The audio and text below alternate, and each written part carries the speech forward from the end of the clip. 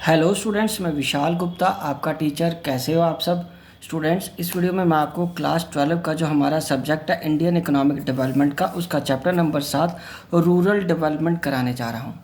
Students, सबसे पहले हम डिस्कस करेंगे कि रूरल डेवलपमेंट का मतलब क्या होता है। Rural development means an action plan for the social and economic growth of the rural areas.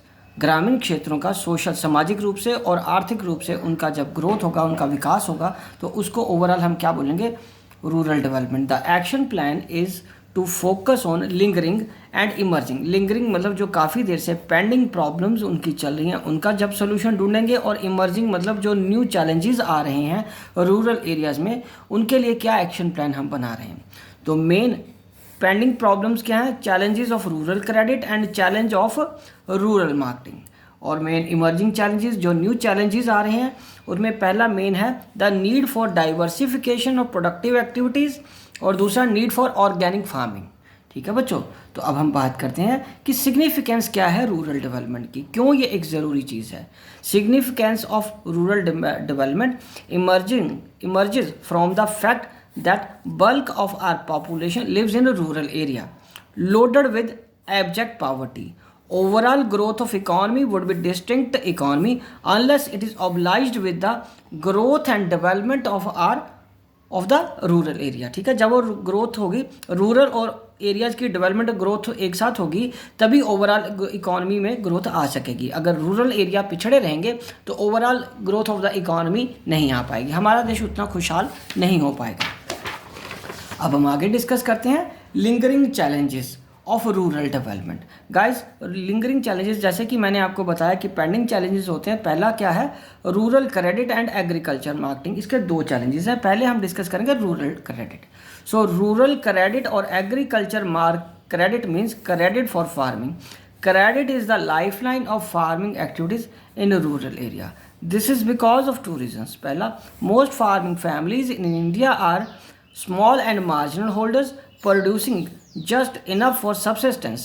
They seldom generate surplus for further investment. The need for credit therefore is unavoidable. इसलिए उनको अपनी ज़रूरतों को पूरा करने के लिए उधार लेना ही पड़ता है, क्योंकि वो गरीब हैं, मार्जिनल होल्डर्स हैं। ठीक है, और बड़ा ही मुश्किल से उनका जीवन गुजारा होता है। वो उतना ही उगा पाते हैं फसल जितनी उनकी ज़रूरतें होती हैं, घर की ज़रूरतें। तो उनको पैसा चाहिए होता है अपनी ज़रूरतों को पूरा करने के लिए, ठीक है, और फर्दर इन्वेस्टमेंट करने के लिए, इसलिए उनको क्रेडिट लेना पड़ता है। दूसरा, the gestation gap between sowing and harvesting. फसल के बीजने से लेकर उसकी फसल कटाई तक का गैप बहुत लंबा होता है। इससे क्या होता है, इनसे उनकी प्रॉब्लम्स और बढ़ जाती हैं और उनको और उधार चाहिए होता है मीट इन्वेस्टमेंट्स। पहले सीड्स के लिए, फिर इम्प्लीमेंट्स के लिए, फिर फर्टिलाइजर्स के लिए और फैमिली एक्सपेंसेस के लिए, क्योंकि फसल बोने से लेकर काटने तक का समय बहुत लंबा होता है और उसके बीच में उनकी कोई इकोनॉमिक एक्टिविटी नहीं हो रही होती। ठीक है बच्चों, तो आगे, credit needs of the typical Indian farmers are broadly classified into 3 categories. Short term credit. तो शॉर्ट टर्म क्रेडिट क्या है? Short term credit is required for purchase of inputs like seeds, fertilisers, pesticides, insecticides and besides making payment for electricity bills. Electricity bills भी बहुत बड़ी बात होती है, वो भी पे करना उन्हें, क्योंकि इकोनॉमिक एक्टिविटी तो उनकी और कोई चल नहीं रही, पैसा तो उनको कहीं और से आ नहीं रहा जब तक फसल कट के आ नहीं जाएगी। तो इन सारी चीज़ों के लिए उनको पैसा चाहिए। So these loans are raised generally for a period ranging between 6 to 12 months. इसको शॉर्ट टर्म क्रेडिट बोलते हैं। अब आप बात करेंगे मीडियम टर्म क्रेडिट में। It is required for purchase of machinery, construction of fences, digging the wells. Such loans are raised generally for a period ranging between 12 month से लेकर 5 साल तक। उसके बाद है long term credit. Long term credit is required for the purchase of additional land for carrying out permanent improvement on existing land. The period of such loans ranges between 5 to 20 years. और उसके बाद हम discuss करेंगे sources of rural credit. Sources of rural credit में पहला क्या आएगा, institutional credit, दूसरा आएगा नॉन इंस्टीट्यूशनल क्रेडिट। तो पहले हम डिस्कस करेंगे non institutional credit. Non institutional credit में आ जाएंगे landlords, village traders, money lenders. Non institutional sources जो होते हैं वो accounted for 93% of the total borings of the farmers in the beginning of first 5 year plan. पहले तो जो किसान इनसे लेते थे ना उधार फर्स्ट 5 ईयर प्लान में, ये 93% होते थे, बट 1991 में द इंस्टीट्यूशनल सोर्सेज इमर्ज हो गए हैं principal channel of rural credit के। अब किसान लैंडलॉर्ड, विलेज ट्रेडर्स और मनी लैंडर्स पर डिपेंडेंट नहीं है। अब किस पे डिपेंडेंट है वो, किनका उनको साथ मिल रहा है, डिपेंडेंट नहीं कह सकते बट किनका साथ उनको ज़्यादा मिल रहा है इंस्टीट्यूशनल सोर्सेज में, गवर्नमेंट का, कोऑपरेटिव्स का, कमर्शियल बैंक्स का and the regional rural banks का, जिसको हम RRB भी बोलते हैं, रीजनल रूरल बैंक्स भी बोलते हैं। Together they accounted for 7% of the credit needs of the farmer in the beginning of first 5 year plan, but presently their share has increase over 66%। अब वो 66% तक का उधार देते हैं।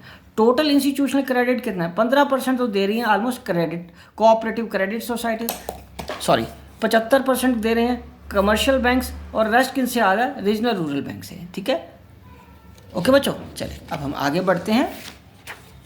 Following is the brief description of some important institutional agencies offering rural credit in India. तो पहला क्या है बच्चों, cooperative credit societies. Cooperative credit societies कौन सी सोसाइटीज़ हैं, which provide adequate credit to the farmers at a reasonable rate of interest. दूसरा, also provide guidance in the agriculture operations. These societies are to ensure timely and rapid flow of credit to the farmers। समय पे और जल्दी उनको credit मिल सके। Elimination of money lenders as credit agencies। Spread credit facilities across all regions of the country। उसके बाद है provisions of adequate credit in the areas covered by the special programs of development and State Bank of India and other commercial banks। After nationalization of bank, commercial banks and SBI through their branch expansion programs were directed to offer credit directly to the farmers as well as indirectly through cooperative societies। ठीक है जी, तो institutional में जो main, पहले तो उनको कहाँ से उधार मिलेगा बच्चों, कोऑपरेटिव सोसाइटी से, कोऑपरेटिव क्रेडिट सोसाइटी से, और दूसरा मिलेगा SBI या अदर कमर्शियल बैंक से। और अब तीसरा उनको कहाँ से मिल रहा है, तीसरा सोर्स क्या था, जैसे कि हमने बात करी थी पहले भी, regional rural banks and land development banks. These banks operate at the district level and under obligation to focus credit needs of the weaker section of the rural population. ठीक है बच्चों, और फोर्थ बहुत ही इंपॉर्टेंट है वो है NABARD, बोलते हैं National Bank for Agriculture and Rural Development, to serve as an apex funding agency for the institutions providing credit in rural areas. और दूसरा, to make appropriate measures to improve the credit delivery system. और तीसरा इनका main function क्या है, to coordinate the rural farming activities of all credit institutions and maintain liaison between the government of India, state government, RBI and other national level institutions concerned with policy formulation। और चौथा क्या है, to undertake monitoring and evaluation of projects refinanced by it। ठीक है बच्चों, चलो अब हम आगे डिस्कस करते हैं micro credit programmes and self help groups. Micro credit means giving small loans to the individuals, enabling them to become self-employed by establishing small enterprises। Micro credit programs were started to help people to underdeveloped countries who are not covered by any banking system. ये कहीं भी covered जो नहीं होते किसी banking system में, वो इनके द्वारा कवर किए जाते हैं। These micro credit programs have emerged to fill the gap. ये गैप फिल करते हैं फॉर्मल क्रेडिट डिलीवरी मैकेनिज्म का। ठीक है जी, these programs are becoming popular among small borrowers owing to their informal credit delivery mechanism involving minimum legal formalities in India. One such micro credit program is SHG। इसको क्या बोलते हैं, self help groups. ठीक है बच्चों, तो अब हम आगे बढ़ते हैं। Rural banking a critical evaluation, gains and merits of rural banking. Guys पहला है नेशनलाइजेशन ऑफ कमर्शियल बैंक्स। पहले तो हम गेन्स की बात करेंगे। Nationalization of commercial bank started beginning of social banking. इसे social banking in rural area शुरू हुई, जिन्होंने मॉडरेट रेट ऑफ इंटरेस्ट पे किसानों को, गांव के लोगों को उधार देना शुरू किया। और दूसरा अच्छा क्या हुआ, गेन क्या था, establishment of NABARD has made a substantial difference in the institutional rural credit. इसमें बहुत ज़्यादा सुधार हुआ और rural financing now has become more organise than before, ever before. उससे पहले कभी भी इतना स्मूथ फाइनेंसिंग वाला सिस्टम नहीं था रूरल एरियाज़ के लिए। नाबार्ड के आने के बाद ज़्यादा बेहतर हो गया। Liberating the farmers from the debt trap of the mahajans and money lenders. ठीक है जी, ये तो फ़ायदे थे। और डेफिशिएंसीज क्या रहीं? पहली डेफिशिएंसी है banking credit and institutional credit has invariably been tied to collateral. Collateral का मतलब कोई चीज़ गिरवी रखनी पड़ती है, ना उनके पास, किसानों के पास कागज़ होते हैं, ना जगह होती है, ना फॉर्मल पेपर्स होते हैं, because of which a large section of small marginal holders are often left out. इसलिए उनको इंस्टीट्यूशनल एरियाज में लोन नहीं मिल पाता।